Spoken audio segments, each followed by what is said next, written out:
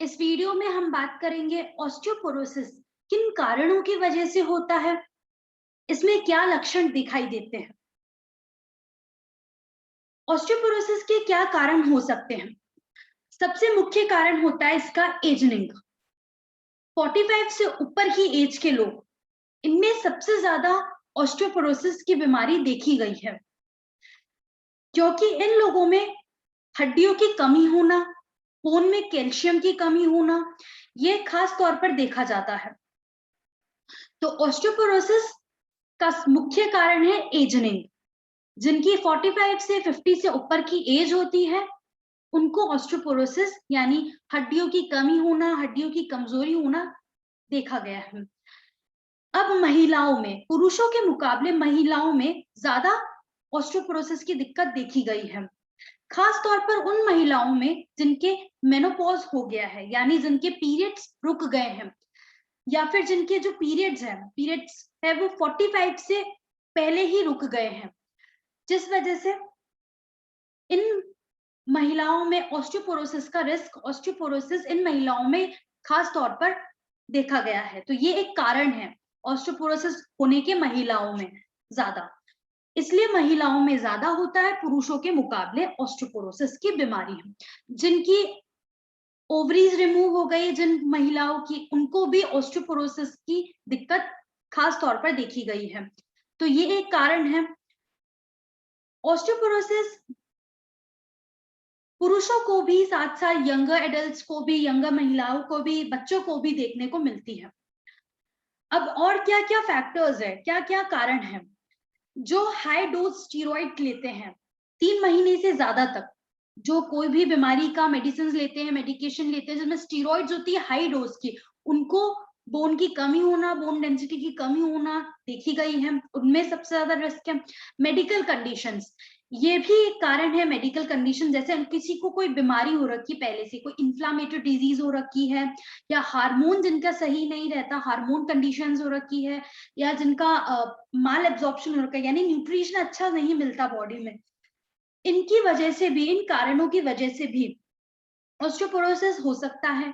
फिर family history, अगर आपको फैमिली में पहले किसी को फ्रैक्चर हो रखा है, ऑस्टियोपोरोसिस की दिक्कत हो रखी है, तो आपको भी ये दिक्कत हो सकती है। तो ये भी फैमिली में जेनेटिकली भी एक कारण है ऑस्टियोपोरोसिस होने का। अगर आप मेडिसिन ले रहे हैं लंबे समय तक हार्मोन्स के लिए, जैसे कि एंटी एस्ट्रोजन टैबलेट्स ले रहे हैं, खास तौर पर महिलाएं जब ब्रेस्ट कैंसर होता है उसके बाद एंटी एस्ट्रोजन टैबलेट्स लेती हैं, तो इनमें भी, इन कारणों की वजह से भी ऑस्टियोपोरोसिस की बीमारी हो सकती है। या फिर जिनको ईटिंग डिसऑर्डर है, जैसे एनोरेक्सिया है, बुलिमिया है, जिनमें जिनका पाचन जो है वो अच्छा नहीं रहता, खाने में दिक्कत आती है, उनको खाने की जो भी चीज खाते हैं उनमें दिक्कत आती है, तो उनको ऑस्टियोपोरोसिस हो सकता है। जिनका बॉडी मास इंडेक्स हमने अगले वीडियो में बताया है कि आप बॉडी मास इंडेक्स अपना कैसे चेक कर सकते हैं। तो जब हम बात करेंगे कि ऑस्टियोपोरोसिस का पता कैसे किया जाता है, इसका डायग्नोसिस क्या है, तो उसमें हम बात करेंगे बॉडी मास इंडेक्स के बारे में भी, तो आप उस वीडियो को जरूर देखिए। जो लोग फिजिकली फिट नहीं रहते, एक्सरसाइज रेगुलरली नहीं करते, फिजिकली फिट नहीं रहते, एक्टिव नहीं रहते, उनको मांसपेशियों की कमी होना, हड्डियों की कमी होना, ये देखा गया है। साथ ही साथ जो ड्रिंकिंग करते हैं, स्मोकिंग करते हैं, अल्कोहल का सेवन करते हैं, स्मोकिंग करते हैं लंबे समय तक और बहुत ज्यादा करते हैं, जो लोग चेन स्मोकर्स है, उनको ऑस्टियोपोरोसिस की बीमारी देखी गई है। तो ये सब कारण है ऑस्टियोपोरोसिस के। अब ऑस्टियोपोरोसिस के क्या लक्षण देखने को मिलते हैं? जब ऑस्टियोपोरोसिस यानी हड्डियों की कमी होना, कमजोरी होना, जब शुरुआत में होता है तब कोई भी लक्षण नहीं दिखाई देते, पेशेंट अपना डेली एक्टिविटी आराम से करता है। पर जैसे जैसे ये बीमारी बढ़ती जाती है तो ऑस्टियोपोरोसिस के लक्षण दिखाई देते हैं। और क्या क्या लक्षण दिखाई देते हैं? बैक पेन, अगर आपका फ्रैक्चर हो गया है मनके का, आपकी रीढ़ की हड्डी का, या हड्डी में स्लिप डिस्क हो गया है, कोई भी बीमारी हो गई है, तो उस वजह से आपको कमर का दर्द हो सकता है, सिवियर बैक पेन हो सकता है। साथ साथ आपकी हाइट भी कम हो सकती है टाइम के साथ। आपका पोस्चर है एबनॉर्मल पोस्चर हो जाता है नॉर्मल से, मतलब स्टूप्ड पोस्चर हो जाता है। आपकी जो रीढ़ की अपर बैक है, अपर रीढ़ की हड्डी, ऊपर वाली रीढ़ की हड्डी, वो उभर के निकल जाती है, स्टूप्ड पोस्चर जैसे कहते हैं। इजीली ब्रेक हो जाती है बोन, इजीली हड्डी टूट जाती है। जो आपके गम्स है उनमें प्रॉब्लम आने लगती है, इन्फेक्शन हो जाते हैं दांतों में। साथ ही साथ आपके हाथों के पैरों के नाखून है वो बहुत ज्यादा कमजोर हो जाते हैं और बार बार टूटने, इजीली ब्रेक हो जाते हैं।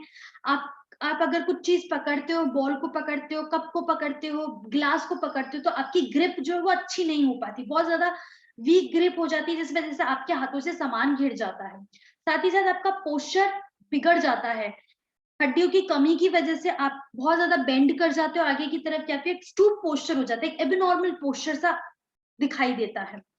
साथ ही साथ आपको सांस लेने में भी दिक्कत आती है, अगर आपका डिस्क कंप्रेस हो गया और वो आपके लंग पे असर कर रहा है, लंग्स पे दबाव कर रहा है, फेफड़ों पे दबाव दे रहा है, तो आपको सांस लेने में दिक्कत आती है, हार्ट रेट बढ़ जाती है, पसीने आते हैं, पेशेंट को चक्कर आते हैं, उल्टी जैसा होता है, वॉमिटिंग होती है, कमर में पूरे पोर्शन में कमर में दर्द होता है, कमर में दर्द के साथ साथ कूलों से लेके पीछे जांघों से लेके पैरों तक दर्द आने लगता है पेशेंट को। साथ ही साथ हाथों के पैरों में, हाथों की और पैरों की उंगलियों में झंझनाट, चूनापन, सुई चुभ रही है, चींटी चल रही है वैसा महसूस होता है। टाइटनेस हो जाती है, पूरी बॉडी बहुत ज्यादा स्टिफ लगती है, बॉडी बहुत ज्यादा टाइट लगता है पेशेंट को, चक्कर आते हैं, पेशेंट बहुत ज्यादा थकावट महसूस करता है, सोने में दिक्कत आती है पेशेंट को। साथ ही साथ माइग्रेन की दिक्कत होने लगती है, यानी सिवियर हेडेक होने लगता है पेशेंट को, पेशेंट एक ही तरफ कंसंट्रेशन नहीं कर पाता, मेमोरी लॉस होने लगती है पेशेंट की।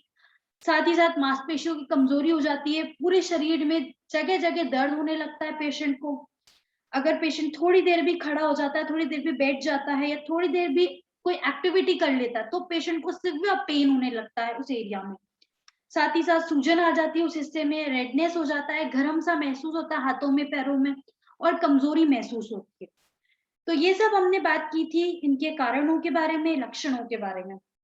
अगले वीडियो में हम बात करेंगे ऑस्टियोपोरोसिस का कैसे पता किया जाता है, इसका इलाज क्या है, फिजियोथेरेपी ट्रीटमेंट क्या है, आप क्या एक्सरसाइजेस कर सकते हैं अपनी डेली एक्टिविटी में ताकि आपकी मसल्स, आपकी बोन्स स्ट्रेंथनिंग में रहे, आप एक्टिव रहे। साथ ही साथ आप इसका घर पे कैसे ध्यान रख सकते हैं।